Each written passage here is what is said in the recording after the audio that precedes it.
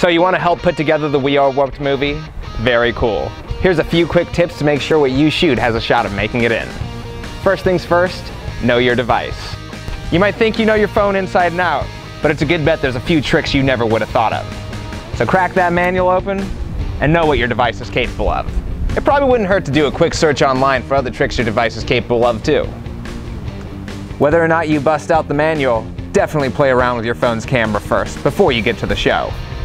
Know where the mic is so you don't bungle the sound on a killer shot.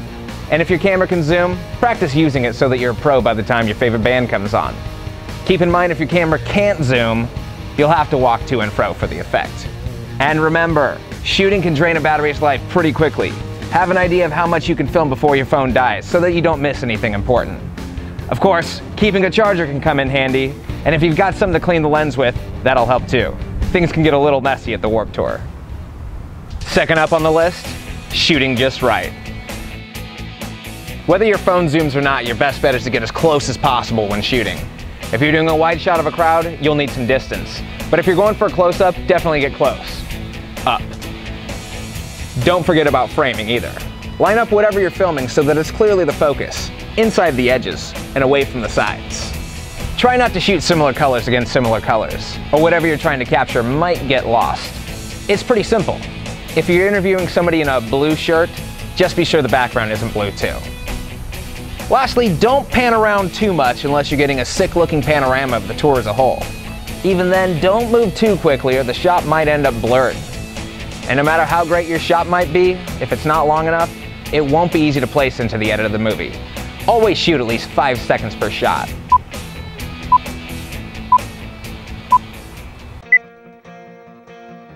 Ready for your third lesson? Be in the know when using light and sound. Since it's the Warped Tour, you'll be shooting outdoors for the most part.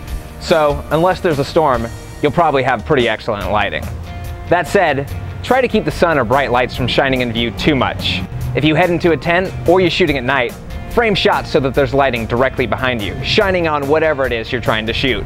If you're filming someone's face, get as much light on that face as possible. Don't get too much light behind the person though. Otherwise, they're going to turn into a silhouette and no one will be able to see what you were trying to film.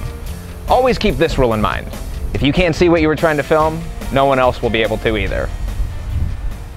For the fourth and final note, let's go over you and the interview. Before you start asking questions, there's a few things to keep in mind.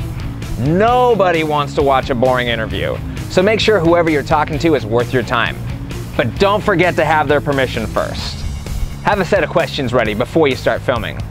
Always have your best questions be the first ones you go with, in case you don't get a chance to ask everything you wanted. Do your interview in a quiet location.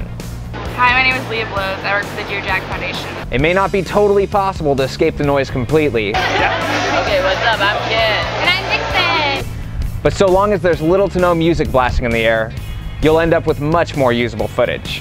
And be sure anything amazing about their appearance makes it in the shot. And again, don't let them get lost in the background. For a little more info on getting your footage in the movie, visit us online, as well as on Twitter and Facebook too. Good luck, and remember, have fun.